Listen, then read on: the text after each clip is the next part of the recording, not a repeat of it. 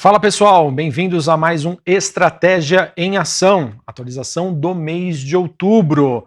Vamos tentar entender o que está influenciando negativamente o Ibovespa e tentar achar aqui alguma oportunidade.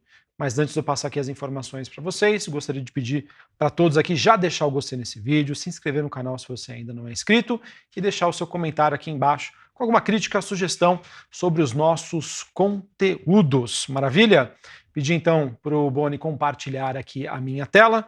Pessoal, está aqui Estratégia em Ação do mês de outubro. A gente vem acompanhando aí, infelizmente, né, uma movimentação aí de baixa para o Ibovespa. E a justificativa para isso, pessoal, na contramão do mundo, recai novamente sobre a deterioração fiscal, pressionando a inflação à frente e fazendo com que o mercado seja bem mais seletivo aí nas suas escolhas.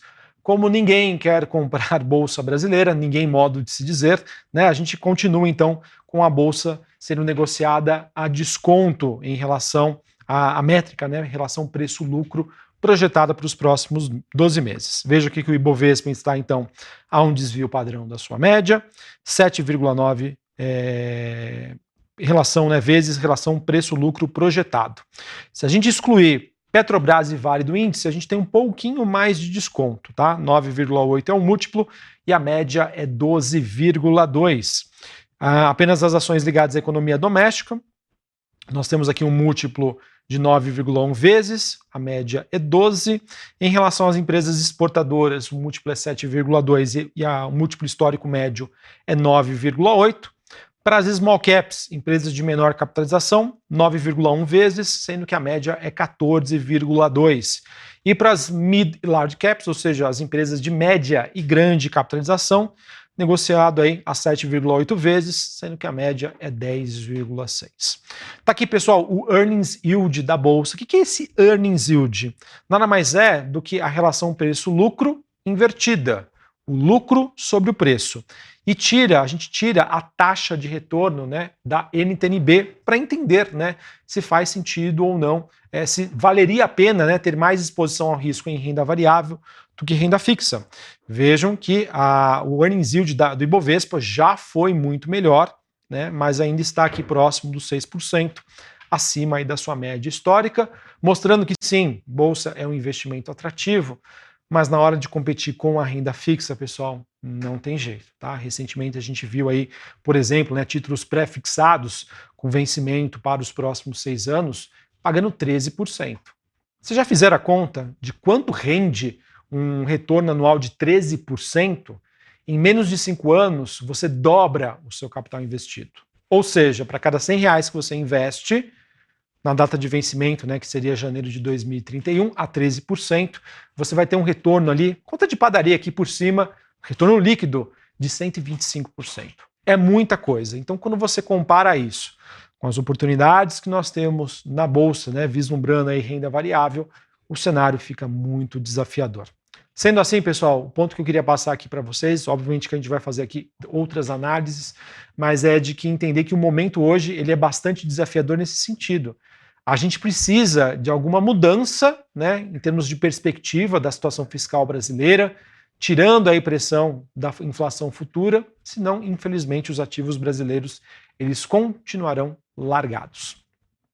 O que poderia mudar essa situação fiscal, pessoal? A gente já começou a ver aqui alguns burburinhos de que o Ministério da Fazenda viria, né, com algum pacote, né, de corte de custos. O presidente Lula disse que vai fazer qualquer pronunciamento em relação a essa parte fiscal somente depois das eleições em segundo turno, né, que acontecem em algumas cidades, esperado para acontecer no próximo final de semana.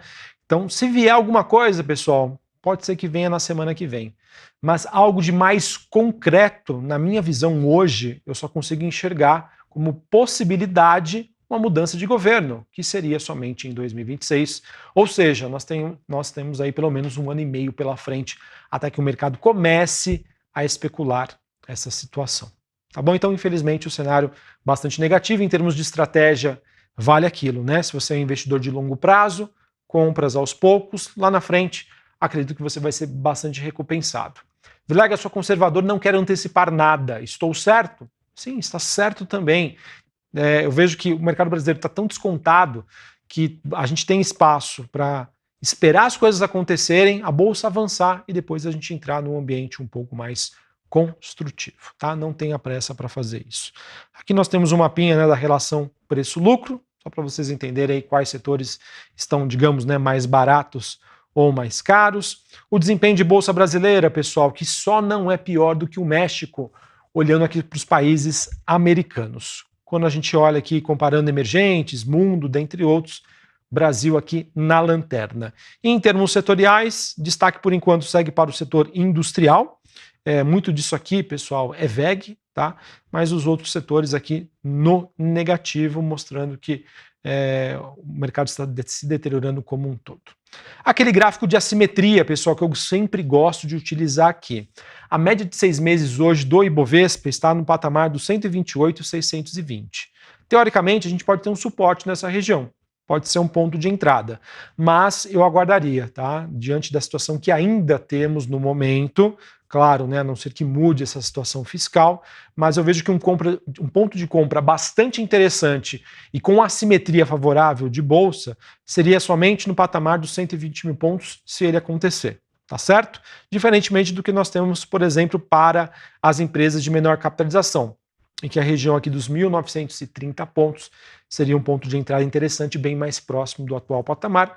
Novamente, pessoal, é óbvio que as small caps estão mais descontadas.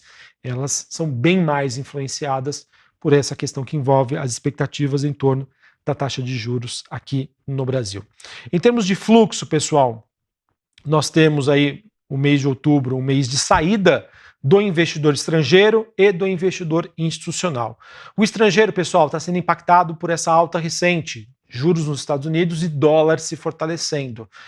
Tem no caso aí no radar da justificativa desse movimento as eleições nos Estados Unidos, uma temporada de balanços não tão positiva até o momento e dados macroeconômicos fortes relacionados à economia norte-americana. Isso é ruim para países emergentes também, tá? É um detrator aí de bolsa brasileira.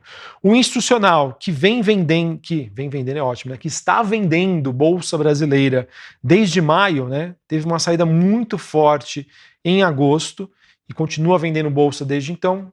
Esse cara que seria, no caso, a figura que poderia dar sustentação para o mercado, está completamente de fora, tá? Mais um mês de vendas, 23,5 bilhões no ano, estrangeiro 31, e esse carinha aqui, ó, só vai voltar quando a gente tiver uma sinalização mais concreta de mudança da postura do governo em relação à condução de política fiscal. E o grande comprador de bolsa brasileira, que continua ele sendo em 2024, que é o investidor pessoa física. É um participante importante, mas que não dá sustentação, não temos grandes volumes aqui operados por esse investidor, por essa classe de investidor. Então, por conta disso, pessoal, com o estrangeiro, hora querendo comprar, hora vender, uma posição muito especulativa, o institucional de fora, a bolsa acaba tendo aí esse ambiente que a gente vive hoje, de baixa volatilidade, tá certo? E aqui, pessoal, o gráfico mais interessante do dia que eu gostaria de mostrar para vocês, que é esse daqui.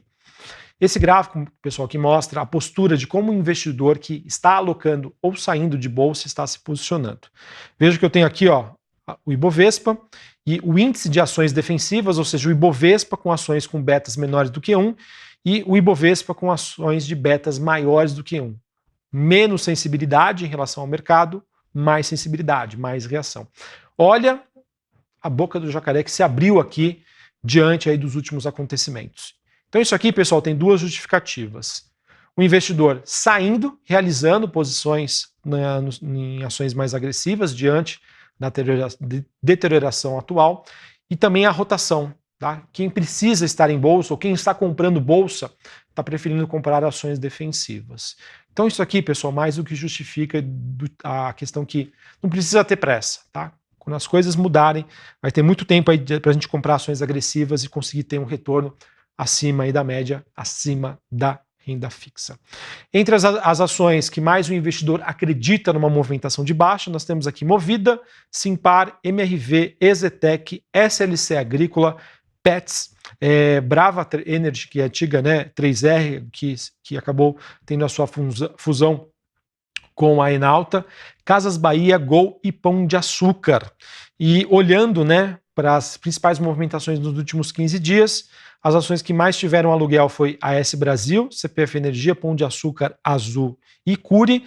E do outro lado, né, as que mais diminuíram a posição foi Intelbras, Melius, ClearSale, Gol e Vamos, tá certo? Então, essas são as principais movimentações em relação às movimentações de aluguel. E é isso, tá, pessoal, que eu tinha para passar para vocês.